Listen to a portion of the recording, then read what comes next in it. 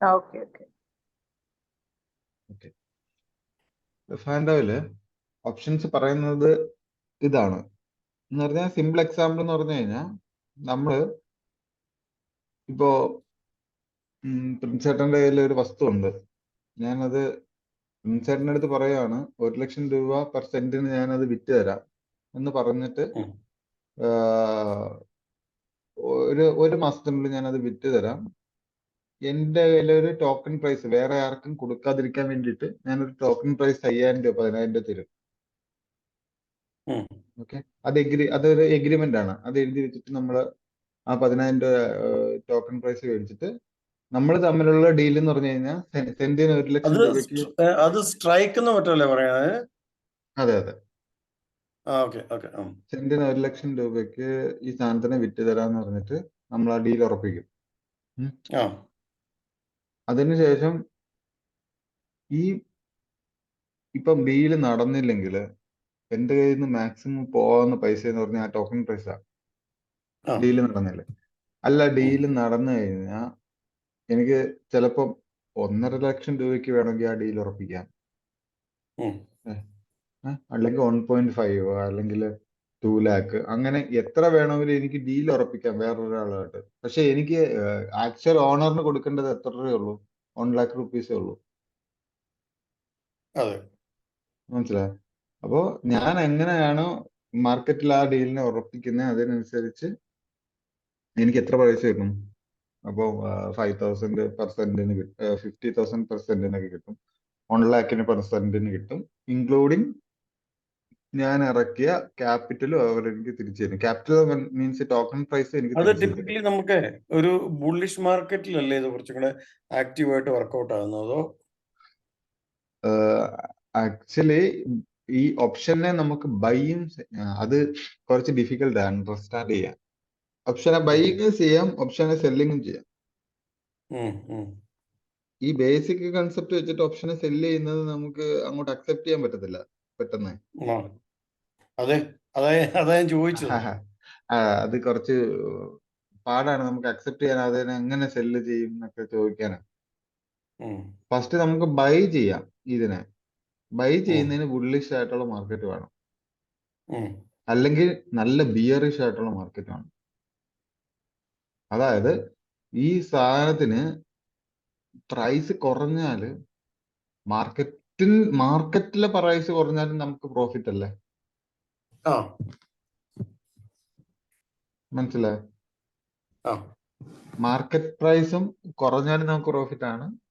അത് നമ്മൾ ഡീൽ ഉറപ്പിക്കുന്ന രീതി അനുസരിച്ച്. ഇപ്പം ഞാൻ ഉറപ്പിച്ച ഒരു സ്ഥലത്തിന്റെ വില 1 ലാക്ക് റുപ്പീസ് ആണെങ്കിൽ, ഞാൻ വേറൊരാളുടെ അടുത്ത് ഓൾറെഡി മുന്നേ ഉറപ്പിച്ച് വെച്ചേക്കാണ്, ഞാൻ 1 ലാക്ക് റുപ്പീസിന് ഈ സാധനം തരാമെന്ന്. പക്ഷെ ഈ വില മാർക്കറ്റിൽ അങ്ങ് കുറഞ്ഞു പോയി. അപ്പം എനിക്ക് തരേണ്ട ആളുണ്ടല്ലോ, തരേണ്ട ആളുടെ ഞാൻ മേടിക്കുന്നത് 75,000 രൂപയ്ക്കായിരിക്കും. 75,000 രൂപയ്ക്കായിരിക്കും മേടിക്കുന്നത്. എന്നിട്ട് ഞാൻ പറഞ്ഞുറപ്പിച്ച് വെച്ച ആളില്ലേ, ഞാൻ 1 ലാക്കിന് ഈ വസ്തു തരാമെന്ന്, അവരായിട്ട് ഒരു ഡീൽ ഉറപ്പിക്കുന്നു, ഞാൻ 1 ലാക്കിന് ഈ വസ്തു തരാമെന്ന്. പക്ഷെ എനിക്ക് കിട്ടുന്നത് അത് 75,000 രൂപയ്ക്കാണ്. മാർക്കറ്റ് പ്രൈസ് കുറവിൽ കിട്ടുവാണെങ്കിൽ അതെനിക്ക് പ്രോഫിറ്റാ, 25,000. ഈ രണ്ട് രീതിയിലും മാർക്കറ്റിൽ നമുക്ക് ഇത് ചെയ്യാം. അത് ബൈയിങ്ങിന്റെ കേസിലാണ് ഞാൻ പറയുന്നത്. സെല്ലിങ്ങിന് വേറെ കൺസെപ്റ്റ്. ഓക്കെ, അപ്പൊ ഇത് ചെയ്യുന്നതെന്ന് പറഞ്ഞു കഴിഞ്ഞാൽ, ഇപ്പൊ നിഫ്റ്റിയില് 24,750 ഈ പ്രൈസ് ആണ്. ഞാൻ ഇതിനെ ബെറ്റ് ചെയ്യും. ആക്ച്വലി ഇത് ബെറ്റിംഗ് ആണ്. ഞാൻ 24,750 രൂപയുടെ സ്ട്രൈക്ക് പ്രൈസ് ഉണ്ട്. ഇതിന്റെ ഓരോ സ്റ്റോക്കിനും സ്ട്രൈക്ക് പ്രൈസ് വരുന്നത് പല രീതിയിലാണ്. ഇപ്പൊ നിഫ്റ്റിയിൽ സ്ട്രൈക്ക് പ്രൈസ് ഓരോ 50 പോയിന്റ് വെച്ചിട്ടാണ് സ്ട്രൈക്ക് പ്രൈസ് തീരുമാനിക്കുന്നത്. കാരണം ഇപ്പം 24,750 സ്ട്രൈക്ക് പ്രൈസിന് ഒരു വാല്യൂ കാണും. അതിനൊരു 10 രൂപയോ 20 രൂപയോ എന്ന് പറഞ്ഞൊരു വാല്യൂ കാണും. അത് 24 650 ആവുമ്പോഴത്തേന് 100 പോയിന്റ് മാറിയില്ലേ? കാണിച്ചു തരാം അതിനകത്ത്. ഇപ്പം 24 750 വാല്യൂ 10 രൂപയാണ്. 24 650 ആവുമ്പം ഇത് ഒരു സ്ട്രൈക്ക് ആണ്. ഈ സ്ട്രൈക്കിന്റെ വാല്യൂ ആക്ച്വലി 100 രൂപയാണ് ആവേണ്ടത്. 24 750 വാല്യൂ 24 650 ആവുമ്പം 100 രൂപയാണ് മാറേണ്ടത്. ഇതെന്താണ്? പി ആണ്, പുട്ട്. അതായത് മാർക്കറ്റ് താഴോട്ട് പോകുമ്പം മുകളിലോട്ട് പോകുന്ന പ്രൈസിനെ പുട്ടെന്നും, മാർക്കറ്റ് താഴോട്ട് പോകുമ്പം മുകളിലോട്ട് പോകുന്നത് പുട്ടും, മാർക്കറ്റ് മുകളിലോട്ട് പോകുമ്പം മുകളിലോട്ട് പോകുന്നത് കോളും. ഈ രണ്ട് സാധനം ഉള്ളത്. അപ്പം മാർക്കറ്റ് 24 750 നിന്ന് 24 650 മാറുമ്പം 100 പോയിന്റ് ആണ് താഴോട്ട് പോകുന്നത് അല്ലേ? 100 പോയിന്റ് അല്ലേ താഴോട്ട് പോവാ? 24 750 നിന്ന് 24 650 മാറുമ്പോ അല്ലേ? ഡൗട്ട് ഉണ്ടോ അതിനകത്ത്? ഹലോ,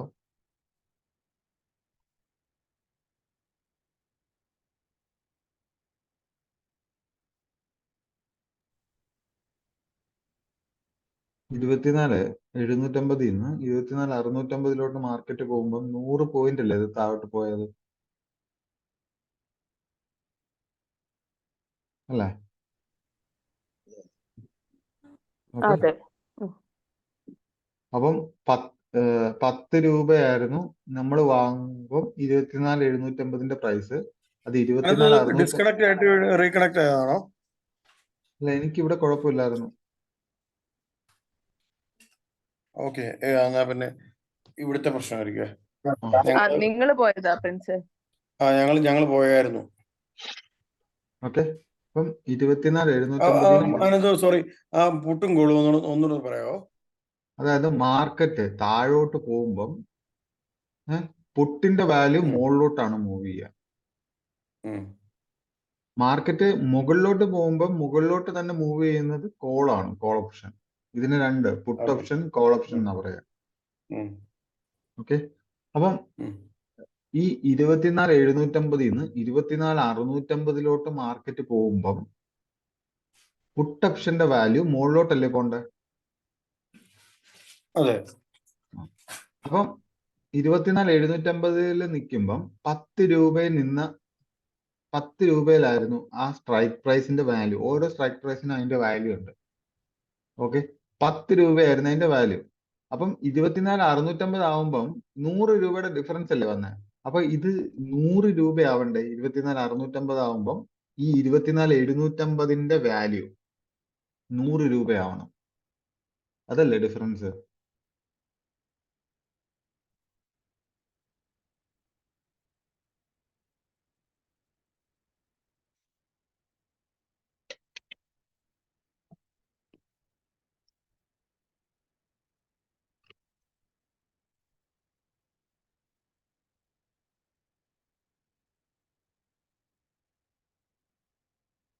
അല്ലേ?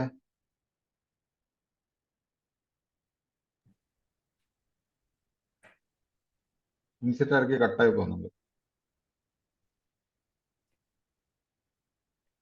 ഹലോ, ഇടയ്ക്കിടയ്ക്ക് കട്ടായി പോകുന്നു.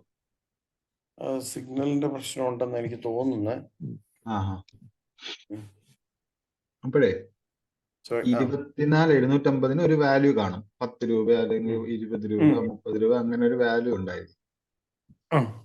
ഈ വാല്യൂ 24 750 സ്ട്രൈക്ക് പ്രൈസിന്റെ വാല്യൂ 24 650 ഏത് നമ്മുടെ ആക്ച്വലി ഇത് ഇങ്ങനെ, ഇതിനെ ഡെറിവേറ്റീവ്സ് എന്ന് വിളിക്കുന്നത് എന്തുകൊണ്ടാണെന്നറിയോ? ഈ ഗ്രാഫ് നോക്കുവാണെങ്കിൽ ഇപ്പൊ നിഫ്റ്റിയുടെ ഗ്രാഫ് ഇല്ലേ, ഓക്കെ, അതിന് ഏകദേശം അതിനെ പോലെ മൂവ് ചെയ്യുന്നതാണ് ഈ ഓപ്ഷൻസും ഡെറിവേറ്റീവ്സ്. ഇതിന്റെ ഡെറിവേറ്റീവ് ആയിട്ട് മൂവ് ചെയ്യുന്ന സ്റ്റോക്ക് ആണ് ഓപ്ഷൻസും പിന്നെ ഫ്യൂച്ചേഴ്സും. ഇതിന്റെ ഡെറിവേറ്റീവ് ആണ്. അപ്പൊ ഇതിന്റെ ഒരു റേഷ്യോയെ ആസ്പദമാക്കിയിട്ടായിരിക്കും എന്ത് മൂവ് ചെയ്യുന്നത്, ഇതിന്റെ ഓപ്ഷൻസും ഫ്യൂച്ചേഴ്സും മൂവ് ചെയ്യുന്നത്. ഓക്കെ, ആക്ച്വലി ഇതിന് 100 പോയിന്റ് മാറുമ്പം ഇവിടെ 100 പോയിന്റ് ഇവിടുന്ന് മാറുമ്പം ഇവിടെ 100 പോയിന്റ് മാറണം ഈ ഓപ്ഷൻസിൽ. അപ്പം 10 രൂപ നിൽക്കുന്ന സാധനം 100 രൂപ ആവണം. അപ്പൊ നമുക്ക് ഈ 24,750 എന്ന് പറഞ്ഞ സമയത്ത് നമ്മൾ 10 രൂപ വാങ്ങിയ സാധനം 24,650 ആകുമ്പോഴത്തേന് അതിന്റെ പുട്ടിന്റെ വാല്യൂ 100 രൂപ ആവണം. ആ അപ്പൊ നമ്മൾ 10 രൂപയ്ക്ക് വാങ്ങിച്ചു കഴിഞ്ഞാൽ 100 രൂപ ആയി കഴിഞ്ഞാൽ 90 രൂപ നമുക്ക് ഇതിനകത്ത് കിട്ടണം. അപ്പൊ അതാണ് നമ്മൾ പ്രതീക്ഷിക്കുന്നത്. ഇതിനകത്ത് നിന്ന് ഒരു 90 രൂപ കിട്ടാനാണ് നമ്മൾ പ്രതീക്ഷിക്കുന്നത്. പക്ഷെ ഇത് എന്താണ്, ഈ ഓപ്ഷൻസ് ടൈമിനെ ഡിപ്പെൻഡ് ചെയ്തിട്ടിരിക്കും. അതായത് ഇതിനൊരു ഞാൻ പറഞ്ഞില്ലേ, ഇതിനൊരു വാല്യൂ ഉണ്ട്. ഒരു മാസം ഹോൾഡ് ചെയ്യാൻ. ഇപ്പൊ നിഫ്റ്റി അല്ലെ സ്റ്റോക്കുകളാണെങ്കിൽ ഒരു മാസം ഉണ്ട് ഓപ്ഷന്റെ വാല്യൂ ഹോൾഡ് ചെയ്യാൻ. അതിന്റെ എക്സ്പയറി എന്ന് പറയും. പിന്നെ ഈ സ്റ്റോക്ക് അതിപ്പോ നമ്മൾ ചൂസ് ചെയ്യുമ്പം ഓരോ പല എക്സ്പയറി വരികയല്ലേ ചെയ്യുന്നത്? അതെ അതെ, നമുക്ക് ചൂസ് ചെയ്യാതെ. എന്നാലും മാക്സിമം ഒരു ഇതിന് 1 month വരുന്നത് അല്ലേ? 1 month ആണ്. നമുക്ക് 2 month ഒക്കെ എടുക്കാൻ പറ്റും. പക്ഷെ അതിനുള്ള മൂവ്മെന്റ് ഭയങ്കര കുറവാണ്. അത് ഒരുപാട് റേറ്റ് കൂടുതലായിരിക്കും അതിന്. ആ മൂവ്മെന്റും റേറ്റും ഭയങ്കര ഹൈ ആയിരിക്കുമല്ലോ. നമ്മൾ ചൂസ് ചെയ്യുമ്പോഴത്തേനും ആ പ്രൈസ് റേഞ്ച് ഭയങ്കര ഹൈ ആയിരിക്കും. നമ്മളൊക്കെ അപ്പം വാങ്ങിച്ച് ഹോൾഡ് ചെയ്യുന്നതിന് കുഴപ്പമൊന്നുമില്ല. പക്ഷെ ഇതെന്താ പറയുക, ഇതിന് ടൈം ഡീക്കെ ആയതുകൊണ്ട് ടൈം ഡീക്കെ ഉണ്ട് ഇതിനകത്ത്. ടൈം ഡീക്കെ, അതായത് നമ്മൾ വാങ്ങുമ്പം ചിലപ്പോ ഇതിന് 24,750 200 രൂപയായിരിക്കും. ആക്ച്വലി 24,650 മാക്സിമം 100 രൂപ മാറേണ്ടതുള്ളൂ അല്ലേ? ഇത് ഓൾറെഡി ഓവർ വാല്യൂഡ് ആണ്. അതായത് 200 രൂപ കിടക്കുക. അപ്പൊ അതിനെ നമുക്ക് വാങ്ങിക്കഴിഞ്ഞു കഴിഞ്ഞാൽ ഇത് നമ്മൾ പറഞ്ഞ ടൈമിൽ ഇത് 27,650 ആയില്ലെങ്കിൽ, അതായത് നമ്മൾ 1 month എക്സ്പെക്ട് ചെയ്യുന്നു. ഓക്കെ, 1 month 27,650 ആയില്ലെങ്കിൽ ഇത് 0 ആയി പോകും. 0. അതാണ് ഓപ്ഷന്റെ പ്രശ്നം. അതാണ് ഇതിന്റെ ഏറ്റവും എക്സ്ട്രീം ഹൈ റിസ്ക് അല്ലേ? High risk. ഈ റിസ്കിനെ പ്രോഫിറ്റ് ആക്കുന്ന രീതിയാണ് ഓപ്ഷൻ സെല്ലിങ്. അതായത് നമുക്കറിയാമല്ലോ, എന്താണെങ്കിലും ഇത് 0 ആവുമെന്നറിയാം അല്ലേ? എന്തായാലും ഇത് എക്സ്പയറി ഡേറ്റ് ആവുമ്പോൾ 0 ആവത്തില്ല എങ്ങനെയാണെങ്കിലും. അപ്പൊ നമ്മള് എങ്ങനെയാണ് ഇത് 0 ആവുന്നതെന്ന് അറിയാം. ഇവിടെ 2 സ്ട്രൈക്ക് പ്രൈസ് ഉണ്ട്. അതായത് നിഫ്റ്റിയുടെ 24,700 നിഫ്റ്റി 24,500 വെച്ചോ. ഇതൊരു റേഞ്ചാ. നമ്മൾ വിചാരിക്കുന്നു ഈ മാസത്തില് ഇതിന്റെ മുകളിലോട്ട് പോവില്ല, ഇതിന്റെ താഴോട്ടും പോവില്ല എന്ന് വിചാരിക്കുന്നു. ഓക്കെ, അപ്പം 24,700 സി എന്ന് പറഞ്ഞ എന്താ? 24,700 മുകളിൽ പോയി കഴിഞ്ഞാൽ പ്രോഫിറ്റ് ആവണ്ടേ സി? അപ്പൊ നമ്മൾ വിചാരിക്കുന്നത് ഈ മാസത്തിൽ ഇത് 24,700 മുകളിൽ പോവില്ല എന്ന് വിചാരിക്കാം. ഓക്കെ, പോയില്ലെങ്കിൽ ഈ സിയുടെ വാല്യൂ എന്താവണം? 0 ആവണം. 24,700 മുകളിൽ പോയില്ലെങ്കിൽ 0 ആവണം അല്ലെ? അപ്പൊ ഈ 24,700 സി ഞാൻ മേടിക്കുന്ന സമയത്ത് അതിന് 90 രൂപയായിരുന്നു. അതായത് ഞാൻ സെല്ല് ചെയ്യുന്ന സമയത്ത് അപ്പൊ എക്സ്പയറി ആവുമ്പോഴത്തേന് ഇത് 24,700 മുകളിൽ പോയില്ലെങ്കിൽ ഇത് എന്തിലോട്ട് പോകും? 0യിലോട്ട് പോകും. അപ്പൊ എത്ര രൂപയാണ് നമ്മുടെ പ്രോഫിറ്റ്? 90 രൂപ. 90 rupees. ഇതാണ് ഓപ്ഷൻ സെല്ലിങ്. ഇത് ഇങ്ങനെ ബ്രേക്ക്ഔട്ട് ആയി പോയാണ്ടല്ലോ, ഈ 90 രൂപയും ലോസ് ആണ്. അതെ. മാത്രമല്ല, 90 രൂപ മാത്രമല്ല, നമുക്ക് ഓപ്ഷൻ സെല്ല് ചെയ്യുന്നതിന് ഒരു ഇത് വെക്കണം, പ്രീമിയം വെക്കണം. അത് എനിക്ക് തോന്നുന്നു 1 ലക്ഷം രൂപ എങ്ങാണ്ടാണുണ്ടോ, 1 ലക്ഷം എത്ര നമുക്ക് പ്രീമിയം ആയിട്ട് വെക്കണം അതിനകത്ത് പൈസ. ആ പൈസയും കൂടെ പോകും. ഓപ്ഷൻ സെല്ലിങ് ഭയങ്കര റിസ്ക് ആണ്. എങ്ങനെ കറക്റ്റ് ആയിട്ട് ഭയങ്കര റിസ്കി ആയിട്ട് കേട്ടിട്ടുണ്ട്. അതെന്താ പറയാ, ഈ കറക്റ്റ് ആയിട്ട് മൂവ് എങ്ങോട്ടാണെന്ന് അറിയാത്തവർക്ക് റിസ്ക് ആണത്. ഇപ്പം ഞാൻ ഇപ്പൊ നമ്മൾ സ്റ്റഡി ചെയ്യുന്നു, ഓക്കെ, നമ്മൾ നിഫ്റ്റി സ്റ്റഡി ചെയ്തിട്ട് നമ്മൾ പറയുന്നു ഈ ആഴ്ച അല്ലെങ്കിൽ ഈ മാസം അല്ലെങ്കിൽ ഈ ആഴ്ച ഇത് 24,900 മുകളിൽ പോവില്ല എന്ന് സ്റ്റഡി ചെയ്ത് വെക്കുക. 24,900 CA എനിക്ക് ഷോർട്ട് ചെയ്യാം. ഷോർട്ട് ചെയ്ത് കഴിഞ്ഞാൽ 24,900 CE ഈ സമയത്തൊക്കെ എനിക്ക് 100-200 രൂപയൊക്കെ ആയിരിക്കും ചിലപ്പോൾ കിട്ടുക. എക്സാമ്പിള്. അപ്പൊ ഇത് 27,900 മുകളിൽ പോകാത്തിടത്തോളം കാലം എനിക്ക് പ്രോഫിറ്റ് ആണ്. ഇത് ആക്ച്വലി ഒരു ബെറ്റ് വെക്കുന്ന പോലെയാണ്. നമ്മൾ പറയുന്നത് ഇങ്ങനെ പറയത്തില്ല, എന്താ ഇത്ര പ്രൈസിന് മുകളിൽ ഇത് പോകത്തില്ല അല്ലെങ്കിൽ ഇത്ര സ്കോർ എടുക്കത്തില്ല എന്നൊക്കെ പറഞ്ഞിട്ട് ഒരു ബെറ്റ് വെക്കത്തില്ലേ, 1,000 രൂപ 2,000 രൂപ ബെറ്റ് വെക്കും. ആ സെയിം സാധനം തന്നെ അത്.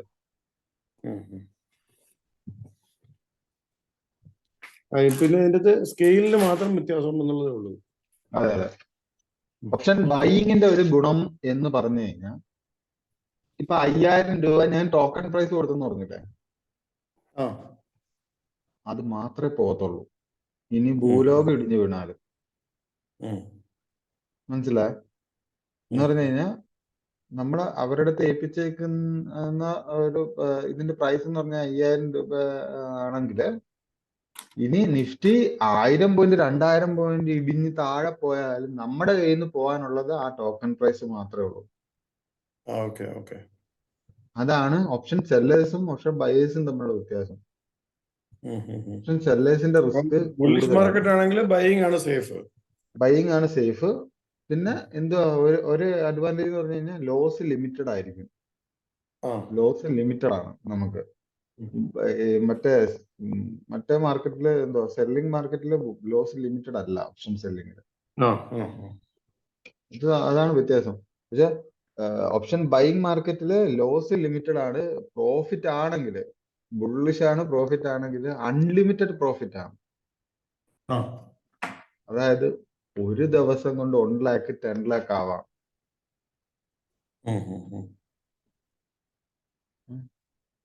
പക്ഷെ അത്രയൊന്നും നമ്മൾ വെയിറ്റ് ചെയ്തില്ല, എന്നാലും അങ്ങനെ ആക്കാൻ പറ്റും. പക്ഷെ അതിന്റെ ആ റിസ്ക് ഫാക്ടർ ഭയങ്കര ഹൈ അല്ലേ? ഈ സെല്ലിടുന്നതിന്റെ സെല്ലിടുന്നതിന് റിസ്ക് കൂടുതലാ. ബൈ ഇടുന്നതിന് റിസ്ക് കൂടുതൽ കുറവെന്നൊന്നും നമുക്ക് പറയാൻ പറ്റില്ല. കാരണം നമ്മൾ എപ്പോഴും ചെയ്യേണ്ട ഈ ഓപ്ഷൻസ് നമ്മൾ എപ്പോഴും ചെയ്യേണ്ട എപ്പോഴാണെന്നറിയോ, നമുക്കൊരു സ്വിങ്ങിനകത്തൊക്കെ പ്രോഫിറ്റ് കിട്ടിയെന്ന് വെച്ചോ, ഒരു 5,000 രൂപ 10,000 രൂപ പ്രോഫിറ്റ് കിട്ടി. അപ്പൊ നമ്മൾ ഒരു സ്റ്റോക്കിനെ നോക്കി, ഈ സ്റ്റോക്ക് ഈ മാസത്തെ ഇതിന് മുകളിൽ പോകാനുള്ള ചാൻസസ് ഉണ്ട് അല്ലെങ്കിൽ ഇതിന് താഴെ പോകാനുള്ള ചാൻസസ് ഉണ്ട് എന്ന് നമ്മൾ ഐഡന്റിഫൈ ചെയ്തു. ഓക്കെ. അപ്പൊ നമ്മൾ ഇടുന്ന എന്തോ പ്രോഫിറ്റ് ആണ് ഇതിനകത്ത് ഇടുന്നത്. 10,000 രൂപ പ്രോഫിറ്റ് ആണ് ഇതിനകത്ത് എന്ത് ചെയ്യുന്നത്, ഇൻവെസ്റ്റ് ചെയ്യുന്നത്. റിസ്ക് ഫ്രീ ആയിട്ട് ചെയ്യുക. റിസ്ക് ഫ്രീ ആയിട്ട്. അപ്പം നമ്മുടെ കാൽക്കുലേഷൻ അനുസരിച്ച് ഇത് താഴെ പോയെന്ന് വെച്ചോ, പോയാ നമ്മുടെ 10,000 രൂപയാ പോകുന്നത് മാക്സിമം. കിട്ടിക്കഴിഞ്ഞു കഴിഞ്ഞാൽ ഈ 10,000 ചിലപ്പം 4 times 5 times ആവും. ആ റിസ്കേ നമ്മൾ എടുക്കാവൂ ഓപ്ഷൻസിൽ എപ്പോഴും. കാരണം ആക്ച്വലി ഓപ്ഷൻസ് എന്തിന് കൊണ്ടുവന്നതാണെന്ന് അറിയാമോ? ട്രേഡ് ചെയ്യാൻ കൊണ്ടുവന്നതല്ല, മാർക്കറ്റില് ഹെഡ്ജ് ചെയ്യാൻ വേണ്ടി കൊണ്ടുവന്നതാണ് ഓപ്ഷൻസ്. ആൾക്കാരിപ്പം ട്രേഡ് ആൾക്കാരിപ്പം ഹെഡ്ജ് ചെയ്യുന്നതിനേക്കാൾ കൂടുതൽ യൂസ് ചെയ്യുന്ന ട്രേഡ് ചെയ്യാനാണ്. ഇതിന്റെ യഥാർത്ഥ യൂസ് എന്ന് പറഞ്ഞു കഴിഞ്ഞാൽ ഹെഡ്ജ് ചെയ്യാനാ. അതായത് ഇപ്പം റിൻസേട്ടൻ ഒരു സ്റ്റോക്ക് വാങ്ങുന്നു, അദാനി പോർട്ടിന്റെ സ്റ്റോക്ക് വാങ്ങി. ഓക്കെ, അദാനി പോർട്ടിന്റെ സ്റ്റോക്ക് ബോട്ടത്തിൽ നിന്ന് ബൈ ചെയ്തു. മാർക്കറ്റിൽ എന്തെങ്കിലും പ്രശ്നം ഉണ്ടോ അല്ലെങ്കിൽ റിസ്ക് ഫാക്ടർ കൂടുതൽ ഉണ്ടെന്ന് തോന്നുന്ന സമയത്ത് അതിന്റെ പുട്ട് ഓപ്ഷനും കൂടെ വാങ്ങി വെക്കും, ഹെഡ്ജ് ചെയ്യാൻ വേണ്ടിയിട്ട്. അതായത് എന്തെങ്കിലും കേസിൽ മാർക്കറ്റ് ഫാൾ ആയി കഴിഞ്ഞാൽ പുട്ട് ഓപ്ഷന്റെ വാല്യൂ കൂടും, അല്ലേ? ആ, അപ്പോ നമുക്ക് പ്രോഫിറ്റ് കിട്ടും. ആ പ്രോഫിറ്റിനെ നമ്മൾ എന്ത് ചെയ്യും? ഇത് ചെയ്ത് വെക്കും, ഇതിനകത്ത് ആവറേജ് ചെയ്യാൻ യൂസ് ചെയ്യും. അതായത് ഇപ്പം പ്രിൻസർ വാങ്ങി ഇവിടെ വരുന്നതിനെ മിറ്റിഗേറ്റ് ചെയ്യാൻ വേണ്ടിട്ട്. അതെ അതെ, പ്രിൻസർ ഇത് വാങ്ങി, ഇത് 1500 രൂപയ്ക്ക് വാങ്ങി, ഇവിടെ വാങ്ങി. അപ്പൊ അറിയാം ഈ സ്റ്റോക്ക് ഒന്ന് വീഴാൻ ചാൻസ് ഉണ്ട്, ഇത് റെസിസ്റ്റൻസ് ആണ് ഈ സ്റ്റോക്കിന്റെ, വീഴാൻ ചാൻസ് ഉണ്ട്. വീണാലും എനിക്ക് പ്രോഫിറ്റ് ആവണം. അങ്ങനെയാണെങ്കിൽ ഇവിടെ പുട്ട് ഓപ്ഷൻ വാങ്ങി വെക്കും. നമ്മുടെ ഓൾറെഡി സ്റ്റോക്കും ഉണ്ട്, പക്ഷെ പുട്ട് ഓപ്ഷൻ കൂടെ വാങ്ങി വെച്ച് കഴിഞ്ഞാൽ ഈ ഫാളില് പുട്ട് ഓപ്ഷന്റെ നമുക്ക് അതെ അതെ അതെ, അതിന് വേണ്ടിയിട്ടായിരുന്നു യഥാർത്ഥത്തില് ഹെഡ്ജിങ്ങിന് വേണ്ടിയിട്ടാണ് ഓപ്ഷൻസ് യൂസ് ചെയ്തോണ്ടിരുന്നത്. പിന്നെ അവര് ഇത് ട്രേഡിങ്ങിന് യൂസ് ചെയ്യുകയാണ് ഇപ്പൊ മോസ്റ്റ്ലി ആൾക്കാർ. അതാണ് ഇതിനകത്ത് ലിക്വിഡിറ്റി കൂടുതൽ, അതുകൊണ്ടാണ് 30% ടാക്സ് വെക്കുമെന്ന് പറഞ്ഞു. കാരണം ആൾക്കാർക്ക് സ്റ്റോക്കിനകത്ത് ട്രേഡ് ചെയ്യുന്നുള്ള ഇൻട്രസ്റ്റ് കുറവാണ് ഇപ്പൊ. അപ്പൊ ഈ പിന്നെ ഓപ്ഷൻസിനകത്ത് 30% ടാക്സ് വെച്ച് കഴിഞ്ഞാൽ ആൾക്കാർക്ക് ഓപ്ഷന്റെ ഇൻട്രസ്റ്റ് കുറയും, സ്റ്റോക്കിൽ കൂടുതൽ ട്രേഡ് ചെയ്യാൻ തുടങ്ങും. അതൊക്കെ വെച്ചിട്ടാണ് അവർ അങ്ങനെ ചെയ്യുമെന്ന് പറഞ്ഞേ, ഇതുവരെ കൺഫേം ആക്കിയിട്ടില്ല. പക്ഷെ അങ്ങനെ ചെയ്ത് കഴിഞ്ഞാൽ 1 ലക്ഷം രൂപ പ്രോഫിറ്റ് ഉണ്ടെങ്കിൽ 30,000 രൂപ കൊടുക്കേണ്ടി വരും ഗവൺമെന്റിന്.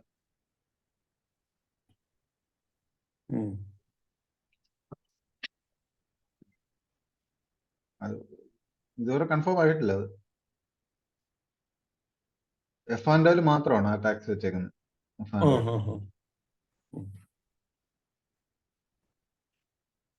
കാരണം നമ്മൾ സ്റ്റോക്ക് കൺഫർമേഷനും അതിന്റെ കാട് കയറി പോയി.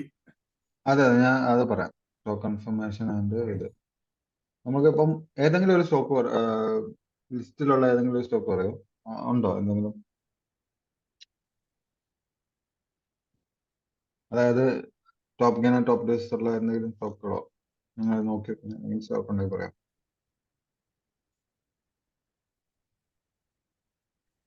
ടോപ്പ് ഗെയിനർ ലൂസ് HDFC ബാങ്ക് ഒന്ന് നോക്കൂ. HDFC ബാങ്ക് ഇതല്ലേ? അതിടയ്ക്ക് ടോപ്പ് ലൂസർ ആയായിരുന്നു. 5th ജൂലൈ വല്ലതാണോ? ഓർക്കുന്നില്ല കറക്റ്റ് ആയിട്ട്. അപ്പം ഞാൻ ഇതിന്റെ ടോപ്പ് ഗെയിനർ ലൂസറിന്റെ വെച്ചാണ് ജസ്റ്റ് നോക്കുവാണെങ്കിൽ ഇത് ഇപ്പൊ നിൽക്കുന്ന ഫെയർ പ്രൈസിലാണ് അല്ലേ? ഹിറ്റ് ചെയ്തിട്ട് ആണോ? അക്യുമുലേഷൻ ഡിസ്ട്രിബ്യൂഷനകത്ത് ഫെയർ പ്രൈസ് ഏതൊക്കെയാ? ഒന്ന് ഇതിന്റെ ഹൈ, പിന്നെന്തോ ഇതിന്റെ IMB-യുടെ ലോ, അല്ലെങ്കിൽ ഇതിന്റെ 5 മിനിറ്റ്സ് പോകുമ്പോ ഉള്ള IMB അല്ലേ? പിന്നെ അല്ലെങ്കിൽ ഇതെന്തോ ബ്രേക്ക് ഇൻ സൈഡ് ക്യാൻഡിൽ. ഇത്രയല്ലേ നമ്മുടെ ഫെയർ പ്രൈസ്? അതെ. ഇവിടെ എത്തുമ്പോ നമ്മൾ നോക്കേണ്ടത് പറഞ്ഞാൽ ഇവിടെ ഹിറ്റ് ചെയ്തപ്പോ വോളിയം ബ്രേക്ക് ഔട്ട് ഉണ്ടായി, അതായത് സെൽ ഓർ ബൈ എന്തോ നടന്നിട്ടുണ്ട് ഈ ലെവലില്, ആണോ? ഫസ്റ്റ് ഹിറ്റ് ചെയ്തത് ഇവിടാണ്, ഇവിടെ വോളിയം ബ്രേക്ക് ഔട്ട് ഇല്ല. അപ്പൊ നമ്മൾ എക്സ്പെക്ട് ചെയ്യേണ്ടത് എന്തുവാ? ഈ ലോ ഒന്നും കൂടെ ബ്രേക്ക് ചെയ്യാനുള്ള ചാൻസ് ഉണ്ട്. എന്താണ് ഈ വോളിയം ബ്രേക്ക് ഔട്ട് ഇല്ലാത്തപ്പം ലോ ബ്രേക്ക് ചെയ്യുന്നതെന്ന് പറഞ്ഞു കഴിഞ്ഞാൽ, വോളിയം ബ്രേക്ക് ഔട്ട് ഇല്ലെങ്കിൽ ഇവിടെ ഒരു ഓർഡേഴ്സും പെൻഡിങ് ഇല്ല. അപ്പൊ എന്ത് ചെയ്യണം? അതിന് താഴെ എന്തെങ്കിലും ഓർഡർ ഉണ്ടോ എന്ന് നോക്കാൻ വേണ്ടി പ്രൈസ് ഒന്നും കൂടെ താഴെ പോകും. അതാണ് നമ്മൾ പറയുന്നത്, ഈ ലോയില് ഇത് ഇമ്പോർട്ടന്റ് ലെവൽ ഹിറ്റ് ചെയ്തിട്ട് വോളിയം ബ്രേക്ക് ഔട്ട് ഇല്ലെങ്കിൽ പ്രൈസ് ഒന്നും കൂടെ ആ ലോ ബ്രേക്ക് ചെയ്യും. അപ്പൊ ഇവിടെ അല്ലേ ഒന്നും കൂടെ ബ്രേക്ക് ചെയ്തല്ലോ, ഇവിടെ അല്ലേ? ഓക്കെ, നമ്മൾ ഇവിടുന്ന് ഈ സ്റ്റോക്കിന്റെ ട്രെൻഡ് കൺഫർമേഷൻ ഐഡന്റിഫൈ എന്ന് പറഞ്ഞു കഴിഞ്ഞാൽ ഈ സ്റ്റോക്കിനെ ഇവിടുന്ന് വെക്കുക. ഓക്കെ, നമ്മുടെ എക്സ്പെക്ടേഷൻ ഈ സ്റ്റോക്ക് ഏത് ഫേസിലാണ് നിൽക്കുന്നത്? അക്യുമുലേഷൻ ആണോ? Distribution, accumulation. അക്യുമുലേഷൻ ഫേസ്, കാരണം ഡിസ്ട്രിബ്യൂഷൻ കഴിഞ്ഞ് കംപ്ലീറ്റ് ആയി അക്യുമുലേഷൻ ഫേസിൽ നിൽക്കുന്ന സ്റ്റോക്കാണ്. അപ്പൊ നമ്മൾ അതിനകത്ത് എക്സ്പെക്ടേഷൻ ബൈയിങ് നടക്കുന്നു അല്ലേ? അതല്ല നടക്കുന്നത്. നമ്മൾ അതിന്റെ ഓപ്പർച്യൂണിറ്റി അല്ലേ നോക്കേണ്ട? സെല്ലാണ്, ബൈയിങ്ങിന്റെ ഓപ്പർച്യൂണിറ്റി നോക്കാനല്ലേ നോക്കുക ഈ സ്റ്റോക്കിൽ. അതെ അതെ. അപ്പൊ ഞാൻ നോക്കുമ്പോൾ ഇവിടെ സെല്ലാണ് നടന്നെങ്കിൽ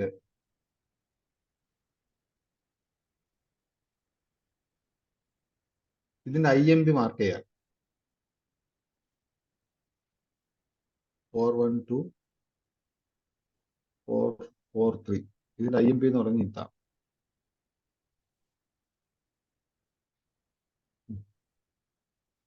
ഓക്കെ, സെൽ ഇപ്പം ഇതിന് മുകളിലല്ലേ ക്ലോസ് ചെയ്ത്? അതെ.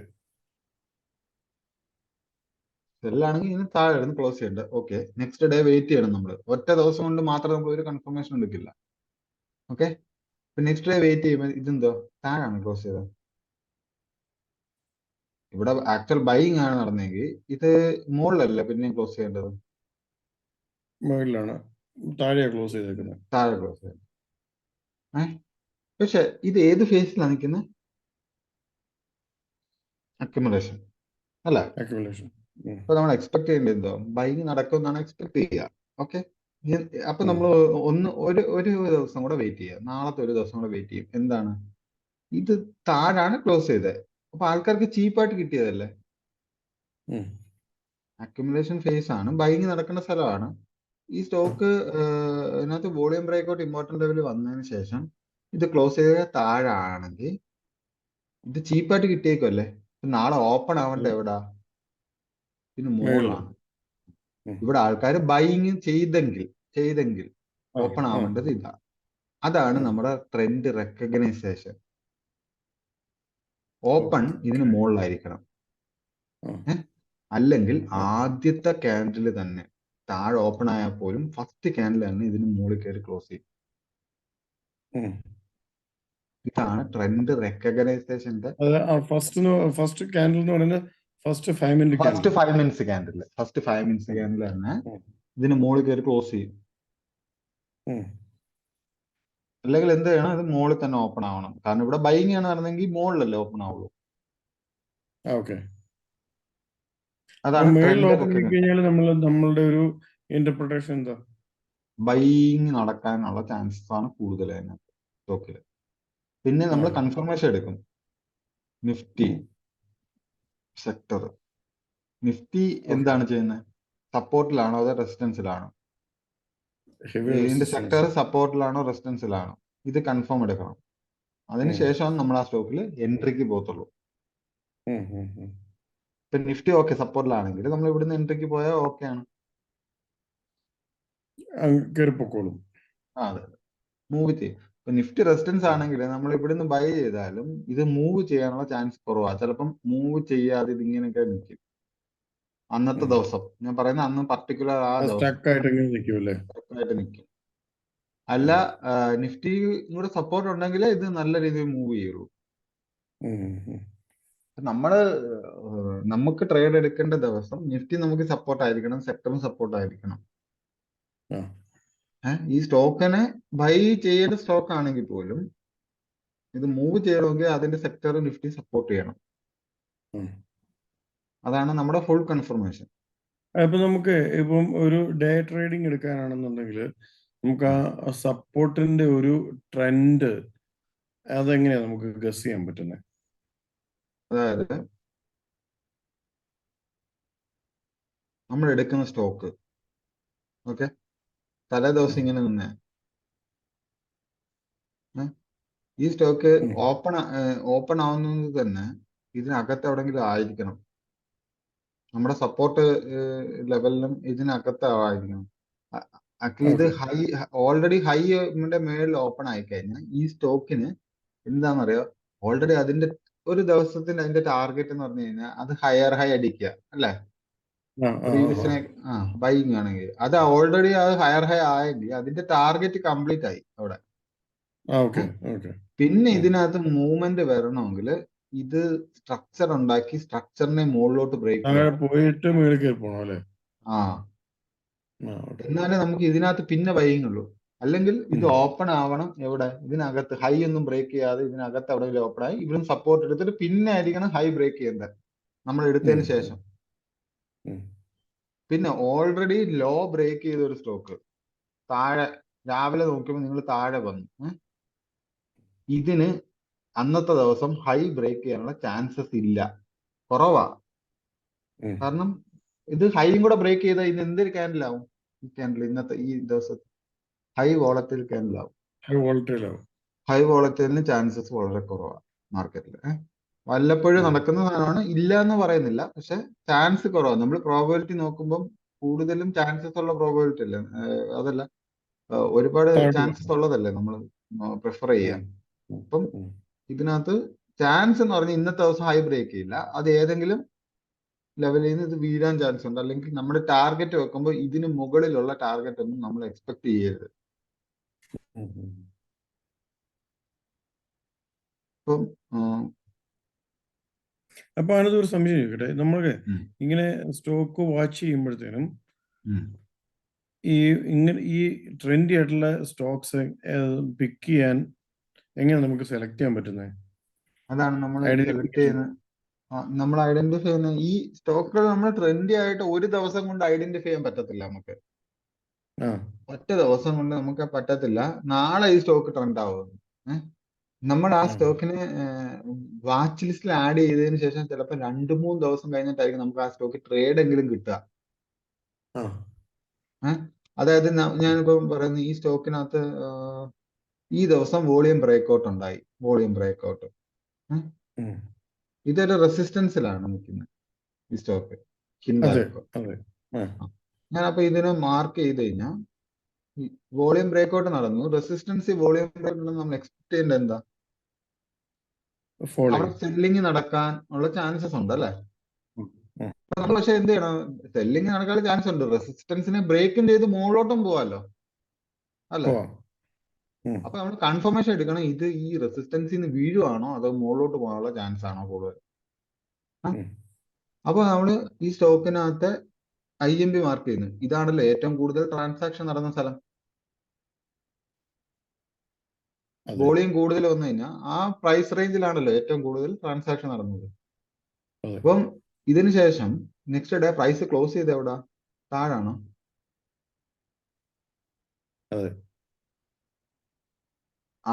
അതിന്റെ അടുത്ത ദിവസം താഴെ ഓപ്പൺ ആയി താഴെ തന്നെ ക്ലോസ് ചെയ്തു. ഈ 12 ജൂലൈ തൊട്ട് നമുക്ക് ഈ സ്റ്റോക്കിനെ സെല് ചെയ്ത് തുടങ്ങാം. അപ്പൊ നമ്മൾ എന്ത് ചെയ്യേണ്ടത്? പിന്നെ ഇത് ഓക്കെ നമുക്ക് മനസ്സിലായി, ഈ സ്റ്റോക്കിന് സെല് ചെയ്യാനുള്ള സ്റ്റോക്കാ, റെസിസ്റ്റൻസ് ഹീറ്റ് ചെയ്തിട്ട് ഇങ്ങനെ നിൽക്കുന്ന സെല് ചെയ്യാനുള്ള സ്റ്റോക്കാണ്. അപ്പൊ നമ്മൾ എന്ത് ചെയ്യേണ്ടത്? നിഫ്റ്റിയും സെക്ടറും നമുക്ക് സെല് ചെയ്യാൻ ഫേവറബിൾ ആണോ അന്നത്തെ ദിവസം? നിഫ്റ്റിയുടെയും സെക്ടറിന്റെയും ട്രെൻഡ് ഫേവറബിൾ ആണോ അന്നത്തെ ദിവസം? അതിനനുസരിച്ച് നമ്മൾ ആ സ്റ്റോക്കിനെ സെല് ചെയ്യാൻ പറ്റും. പക്ഷെ ഇതിപ്പം ഇത് 5 മിനിറ്റ്സിലേക്ക് എപ്പോഴാണ് നമ്മൾ പോകുന്നത്? ആക്ച്വലി ഒരു ലെവല് ഹിറ്റ് ചെയ്യാൻ, ഇത് ഇപ്പൊ ഒരു ഇമ്പോർട്ടന്റ് ലെവലാണല്ലോ, ബ്രേക്കിംഗ് സെൽ ലെവലാണ്. ആ ലെവല് ഹിറ്റ് ചെയ്തപ്പോൾ വോളിയം ബ്രേക്ക്ഔട്ട് ഉണ്ടായതിനു ശേഷമാണ് നമ്മൾ ഈ സ്റ്റോക്കിനെ എടുക്കുന്നത് സെല് ചെയ്യാൻ വേണ്ടി. ഓക്കെ.